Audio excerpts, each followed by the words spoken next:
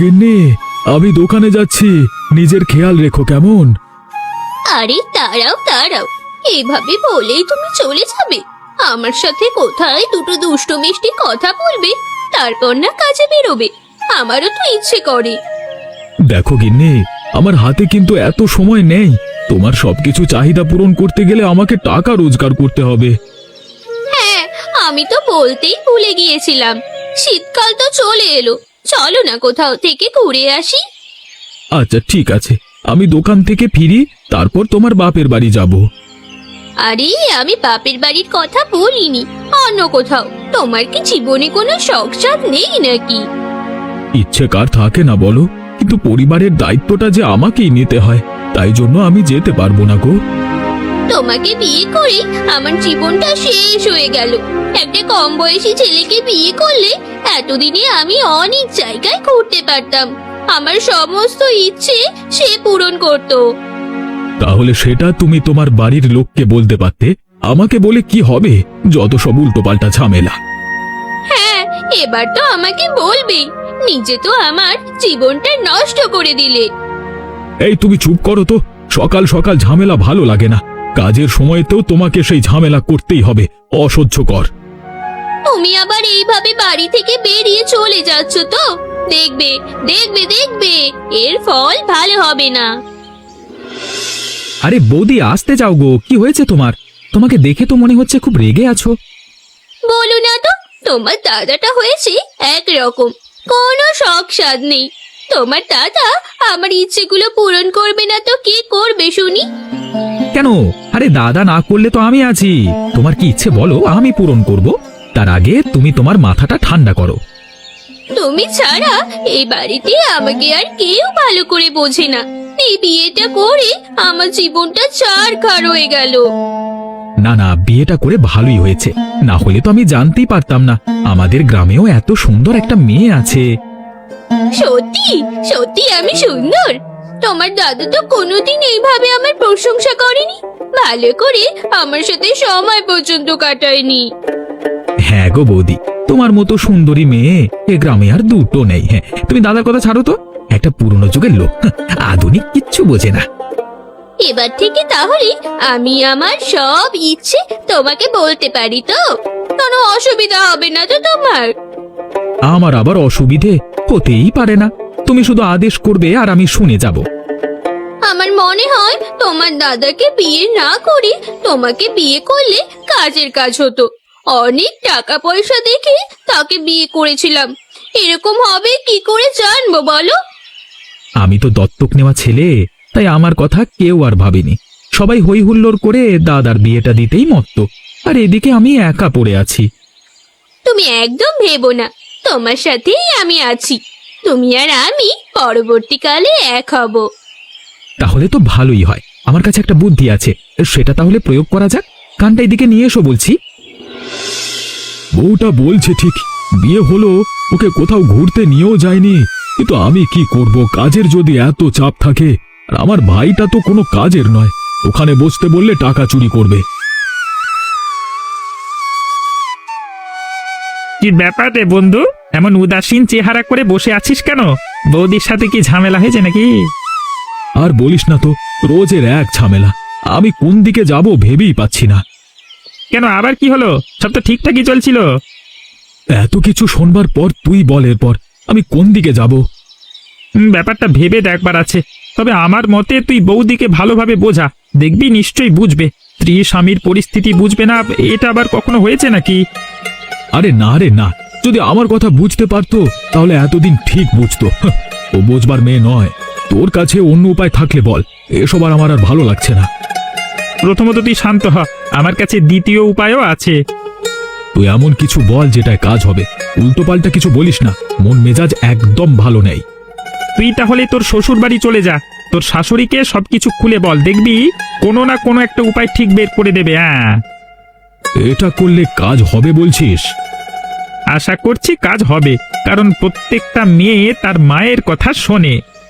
আচ্ছা, তাহলে আমি একবার ঘুরে আসি। দেখ তাহলে কি হয়। আমি এখন যাই রে, অনেক দেরি হয়ে গেল, মেলা কাজ পড়ে আছে। অসংখ্য ধন্যবাদ রে উপায়টা বলে দেবার জন্য। পরে তোর সাথে দেখা করছি, হ্যাঁ, তারপর আবার বলবো সব।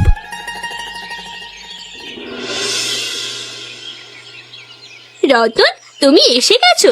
কই, জিনিসটা এনেছো? হ্যাঁ হ্যাঁ, এনেছি এনেছি। আর এমন বিষ এনেছি খেলি একেবারে মরবে। তা বলছি, এসব কেউ দেখেনি তো? আরে না না, কেউ দেখতে পায়নি। আমি পাশের গ্রামে গিয়ে কিনে এনেছি। তাহলে দাঁড়িয়ে দেখছো কি? সব খাবারই বিষ মিশিয়ে দাও। সেসব হয়ে যাবে। তুমি আগে আমাকে একটা কথা বলো, তুমি আমাকে বিয়ে করবে তো? হ্যাঁ হ্যাঁ, অবশ্যই। তুমি ছাড়া আমার কে আছে বলো?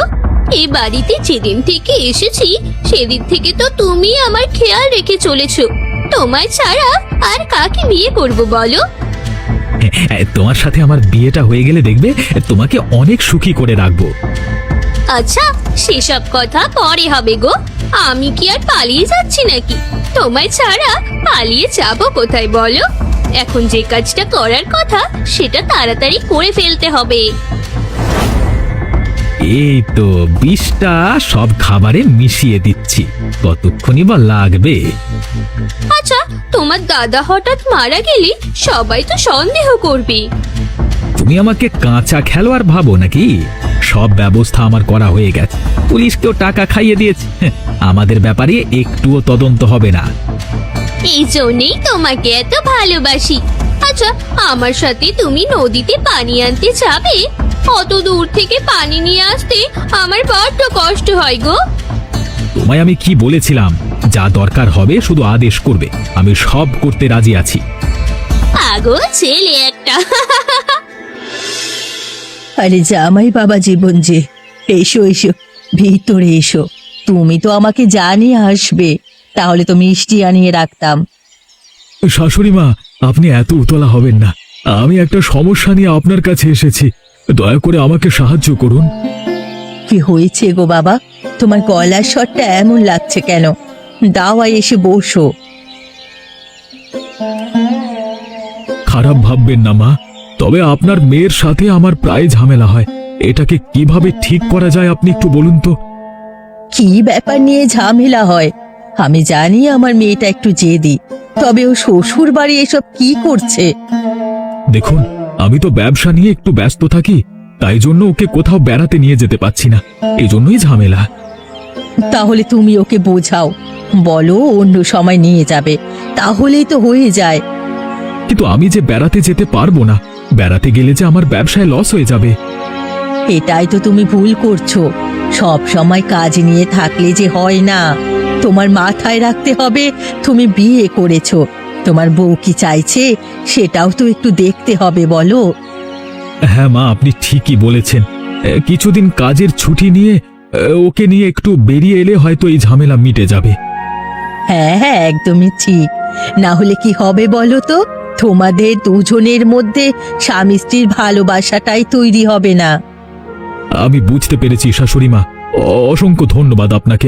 আমি তাহলে এখন আসি। জামাই বাবা জীবন, দুপুরবেলায় এলে আর কিছু না খেয়েই চলে যাবে? এই ব্যাপারগুলো একটু জিজ্ঞেস করব বলেই তো এসেছিলাম। এখন বাড়িতে না খেলে আবার চেঁচামেচি শুরু হয়ে যাবে। এত কষ্ট করে রান্না করেছে। আচ্ছা বাবা, তুমি যাও, আবার এসো কিন্তু। আরে রতন, করছোটা কি? এভাবে পানি চলেছে, আমি ভিজে যাব। কেন গো, আমি তোমার সাথে একটু মজা করতে পারি না? আহা, আমি সেটা বললাম তোমায়, কিন্তু এমন সময় কেউ দেখে ফেললে কি হবে বলো তো? এই গ্রামে তোমার দাদার অনেক সম্মান। কে আমার দাদা? হ্যাঁ, আমার কোনো দাদা নেই। যে কোনোদিন আমাকে ভালোবাসেনি সে আমার দাদা হতে পারে না।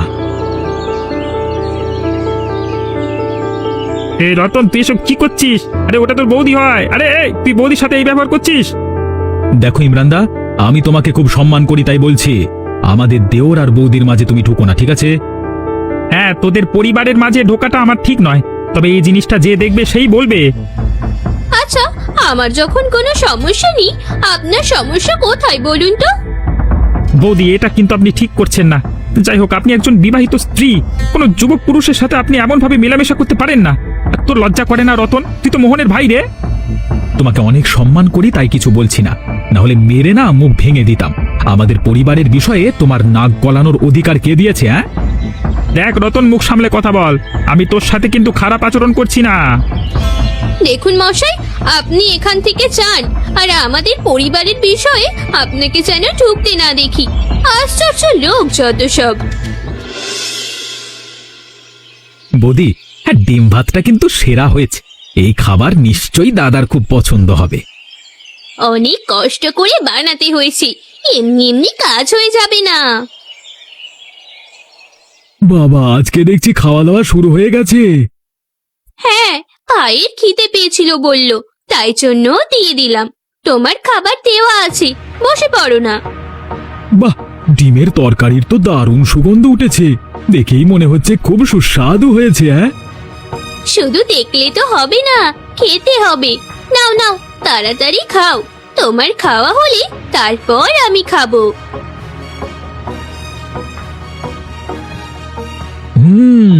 খাবারটা সত্যিই সুস্বাদু হয়েছে। এমন খাবার আমি সেই কবে খেয়েছিলাম আমার মনে পড়ছে না।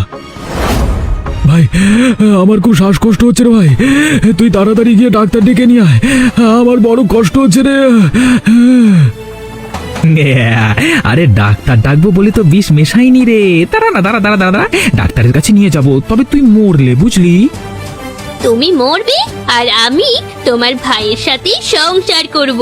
কোনোদিন তো আমার কোনো ইচ্ছে পূরণ করতে পারোনি, কিন্তু তোমার ভাই করে দেখিয়েছে। এবার আমি আর বৌদি বিয়ে করব, আর তোর সব টাকা আমি পেয়ে যাবো। কেউ জানতেও পারবে না। তোরা তোরা আমার পেছনে এসব করে বেড়াচ্ছিস। ওপরওয়ালা আছে, উনি সবাইকে শাস্তি দেবেন। ও বেচারা আর একটু কষ্ট পাক, তারপর একটু কান্নাকাটি শুরু করব, না হলে সবাই আবার সন্দেহ করবে। এখানকার লোকেরা খুব শেয়ানা। হ্যাঁ, সত্যি তোমার বুদ্ধি আছে বলতে হবে। হায় হায় হায় গো, হায় হায় হায়, এ আমার কি সর্বনাশ হয়ে গেল গো, কি সর্বনাশ হলো। এবার আমার কি হবে? আমি কাকে নিয়ে বাঁচবো? হায় হায় হায়। দাদা, তুমি আমাদের সাথে কেন এমন করলে? কি অসুবিধা করেছিলাম আমরা তোমার? এভাবে বিষ খেলে কেন? কি হয়েছে? এত কান্নাকাটি কিসের? বাবা, মন কি হয়েছে রে তোর? হ্যাঁ, তোমার বন্ধু বিষ খেয়ে আত্মহত্যা করেছে গো। আমি তো কোনোদিন তার উপর কোনো চাপ সৃষ্টি করিনি, তবুও সে যে এমন কেন করলো? মন তোর কিচ্ছু হবে না রে। আমি তোকে এক্ষুনি হাসপাতালে নিয়ে যাব। আমি সবার চক্রান্ত বুঝতে পেরে গেছি। দাদা দাদা, আর এই দুনিয়াতে নেই। হ্যাঁ, হাসপাতালে নিয়ে গিয়ে কি হবে? তুই দেহটা রেখে দাও, আমরা শেষ কাজের ব্যবস্থা করি। চুপ কর তুই। নিজের দাদাকে এইভাবে বিষ খাইয়ে মারতে লজ্জা করে না? তোদের মনোভাব আমি বুঝে গেছি। না গো দাদা, তুমি আমাদের ভুল বুঝছো। এটা আমাদের কোনো হাত নেই গো। তোমরা যখন কিছু করনি, তাহলে মানুষটা এখানে এভাবে পড়ে আছে কেন? যখন দেখলে তখন তো হাসপাতালে নিয়ে যেতে পারতে। তোমাদের নাটক আমি ধরে ফেলেছি। এবার আমি আমার বন্ধুকে সুস্থ করি একবার, তারপর তোদের একটাকে দেখবো। ইমরান দা, আমি বলছি তুমি দাদার দেহটাকে এখানেই রেখে যাও। চুপ কর তুই। দেহ আবার কি রে? মোহন এখনো বেঁচে আছে, আর আমি ওকে বাঁচিয়েই ছাড়বো। তুমি আমাদের অনুমতি ছাড়া ওকে নিয়ে যেতে পারো না। মোহন যদি মারা যায়, আমি কিন্তু পুরো দোষটা তোমার উপর চাপিয়ে দেব। এই তো আসল রূপটা বেরিয়ে পড়েছে। হ্যাঁ, তোমরা যে আশাটা করছো সেটা কখনোই পূরণ হতে দেব না। আমি আমার বন্ধুকে ঠিক সুস্থ করে নিয়ে আসবো, তারপর তোদের মজা দেখাবো। ডাক্তারবাবু, আপনি আমার বন্ধুকে বাঁচান। ডাক্তারবাবু, ওনাকে চক্রান্ত করে বিষ খাওয়ানো হয়েছে। ডাক্তারবাবু। ও বাবা, রোগীর অবস্থা তো খুব খারাপ। আপনি তাড়াতাড়ি রোগীকে স্ট্রেচারে শুয়ে দিন, আমি ভেতরে নিয়ে গিয়ে চিকিৎসা শুরু করছি। আমার জামাই বাবা জীবন কোথায়? কি করে ঘটলো এসব? আপনি উতলা হবেন না। ডাক্তারবাবু ভেতরে নিয়ে গেছেন, চিকিৎসা করছেন। কি করে হলো এসব? আমার বাবা জীবন তো এভাবে আত্মহত্যা করার ছেলে নয়। আজকেই তো আমার বাড়িতে গিয়েছিল। আমি আপনাকে সব বলবো, কিন্তু এখন নয়। আগে মোহন সুস্থ হয়ে উঠুক, তারপর। হে উপরওয়ালা, তুমি আমার জামাইকে সুস্থ করে দিও। ওটা আমার জামাই নয়, আমার ছেলে। তুমি রক্ষা করো উপরওয়ালা, রক্ষা করো।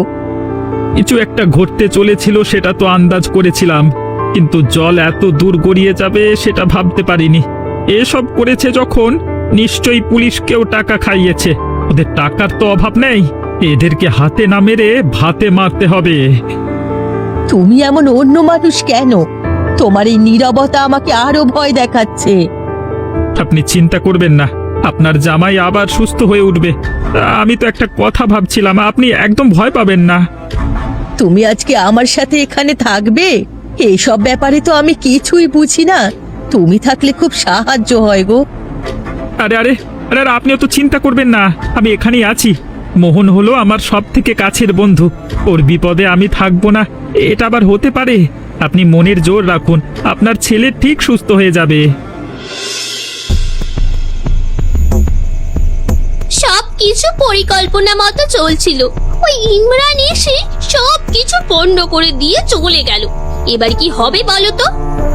সেটাই তো, দাদা যদি সুস্থ হয়ে যায় তাহলে তো সবকিছু ফাঁস করে দেবে। সবার আগে আমাদের দুজনকে বাড়ি থেকে তাড়াবে, তারপর তো বাকি কথা। ঠিক আছে, দুজনকে তাড়িয়ে দেবে, তুমি আর আমি দুজন মিলে বিয়ে করে একটা ছোট ঘর বানিয়ে সেখানেই সংসার করব। বাড়ি থেকে তাড়িয়ে দিলে তোমার সাথে সংসার করতে আমার বয়ে গেছে, তখন তো তোমার কাছে একটা পয়সাও থাকবে না। তাহলে কিভাবে আমার ইচ্ছে পূরণ করবে শুনি? তার মানে তুমি আমাকে বিয়ে করবে না? এসব আমি ফালতু ফালতু করলাম? তোমার কাছে যখন টাকা থাকবে না, আমি বিয়ে করে কি করব শুনি? আমি একটা বড়লোক বাড়ির ছেলে দেখে বিয়ে করব। আমার সাথে এত মজা লুটে অন্য ছেলেকে বিয়ে করবি, সেটা আমি হতে দেব না। আমি কি ছেলে তুই এখনো বুঝতে পারিসনি? আহ, আমার লাগছে। ওহ, কি করছো তুমি? কি করছো? তুমি কি পাগল হয়ে গেলে নাকি? বল বল, আগে আমার সাথে সংসার করবি? তুই যদি আমার না হোস তাহলে কিন্তু আমি তোকে কারোর হতে দেব না, খুন করে রেখে দেব। ঠিক আছে ঠিক আছে, আমি তোমাকেই বিয়ে করব। তুমি আমাকে মেরো না, মেরো না আমাকে, বড্ড লাগছে। পথে এসো বাছা, সোজা আঙুলে ঘি না উঠলে আঙুল তো বেঁকাতেই হয়। যাক, উপরওয়ালা আমার কথাটা অন্তত শুনেছে। আমার বাবা জীবন আবার সুস্থ হয়ে উঠেছে। আমি তো আপনাকে বলেছিলাম আমার বন্ধু ঠিক সুস্থ হয়ে উঠবে। তাহলে এবার বাবা জীবনকে নিয়ে বাড়িতে চলো। অনেক বিপদ গেছে, আর এই সারা রাত্র সব ঘটনা আমি শুনেছি। ভাবতে পারিনি আমার মেয়েটা অমন হবে। মাসিমা, এখন আপনি বাড়ি যান। মোহনের বাড়ি গিয়ে এখন কাজ আছে, ওদের উচিত শিক্ষা না দিলে ওরা শোধরাবে না। আচ্ছা আচ্ছা, তাহলে সাবধানে নিয়ে যেও বাবা। আর বাবা জীবন সাবধানে থাকবে কিন্তু, ওষুধগুলো ঠিক সময় মতো খাবে। তারপর আমি আসবো মাঝে মাঝে তোমার কাছে। আচ্ছা মা, আপনি সাবধানে বাড়ি যান। আমি বাড়ি গিয়ে সব পরিস্থিতি সামলাই, তারপর আপনাকে খবর দেব। খবর দিতে হবে বলে মনে হয় না। তোমার প্রতিক্রিয়ার পর ওরা আমার কাছেই আসবে। হ্যাঁ, আমার বাড়িতে তো রাখবই না।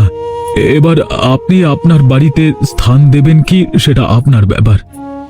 এমন মেয়ে থাকার থেকে না থাকা ভালো। সারা গ্রামে তো আমার বদনাম। এমন চরিত্রহীন মেয়েকে আমি আমার বাড়িতে রাখবো না।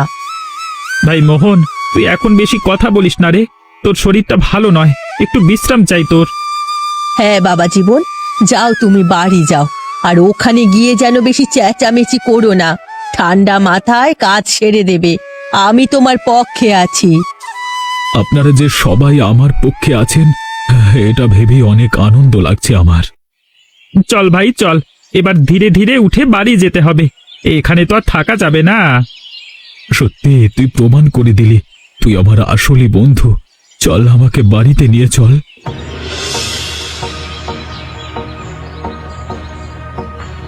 ওগো, তুমি এসেছো? কেমন আছো গো তুমি? তোমার শরীর এখন ঠিক আছে তো? দাদা, আমাদের কত চিন্তা হচ্ছিল জানিস, তোর সাথে এমনটা ঘটবে আমি ভাবতে পারিনি। প্রথমেই বলি, আমি বেশি কথা বলতে পারবো না। আর তোরা যেসব নাটক করছিস তাতে কোনো লাভ হবে না, কারণ আমার সবকিছু মনে আছে, কিচ্ছু ভুলে যায়নি। তা এ বাড়ি থেকে তোরা দুজন বেরিয়ে যা। আমার প্রিয় খাবার ডিম ভাত, তাতে বিষ মিশিয়ে আমাকে মারবার চেষ্টা করেছিলিস। কি ভাবলি তুই এসব ভুলে যাব? দাদা, আমাকে ক্ষমা কর রে, আমি অনেক বড় ভুল করে ফেলেছি। তোর বউয়ের কথায় আমি এসব করেছিলাম রে, বিশ্বাস কর আমার কোনো দোষ ছিল না। কথার জালে ফাঁসিয়ে দিয়েছিল আমাকে। তোর আমার বাড়ি থেকে বেরিয়ে যা, এ বাড়িতে তোদের আর কোনো স্থান নেই। আর তুই আমার ভাই নোস, আর নীলিমা আমার বউ নয়। তুমি আমাকে এভাবে দূরে ঠেলে দিও না গো। আমি কোথায় যাব? আমায় একটা সুযোগ দাও, দেখবি আমি আবার তোমার বিশ্বাস অর্জন করব। এবার তুমি যেমন ভাবে বলবে তেমন ভাবেই থাকবো। কিসের সুযোগ দেব? আমাকে আর একবার খুন করবার? এবারে তো ভাগ্যের জোরে আমি বেঁচে গেছি, পরের বার বাঁচবো কি তার ঠিক নেই। দাদা একবার তো একটু ভেবে দেখ, তুই এর ওর কথায় আমাদেরকে বের করে দিবি? আমি সম্পূর্ণ নিজের সিদ্ধান্ত নিয়েছি এটা। এক্ষুনি তোরা বেরিয়ে যা, আমাকে চিৎকার করতে বাধ্য করিস না। তোরা দুজন মিলে গিয়ে কোথাও সংসার করবে যা। খুব শক্ত তোদের, যা যা বেরিয়ে যা।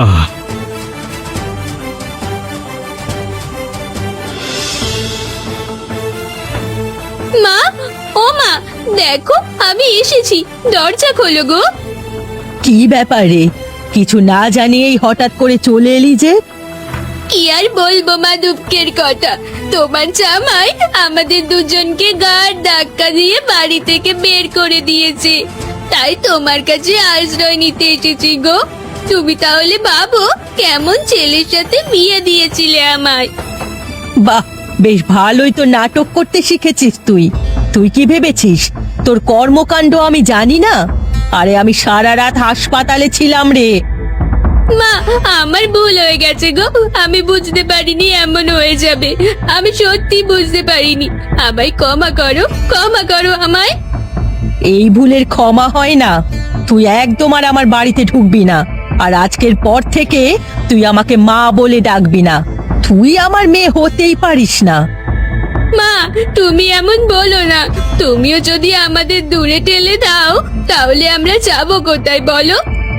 তোর মতো চরিত্রহীন মেয়েকে আমি আমার বাড়িতে রাখতে চাই না রে। এতদিন থেকে তোকে আমি এই শিক্ষা দিলাম? ছি ছি ছি ছি, আমার নিজের প্রতি ঘেন্না লাগছে। একটু ভেবে দেখো না গো, যতই হোক আমি তো তোমার মেয়ে, তোমার রক্ত আমার শরীরে বইছে। একটা সুযোগ দাও। বেরিয়ে যা আমার বাড়ি থেকে। এই গ্রামে যেন আমি আর তোকে দেখতে না পাই, তাহলে কিন্তু আমি তোদের পুলিশে দেব। এখানে জায়গা হবে না রতন, চলো চলো আমরা অন্য জায়গায় যাই। তোর এই মুখ যেন আর কোনোদিন আমায় না দেখাস। যা, বেরিয়ে যা।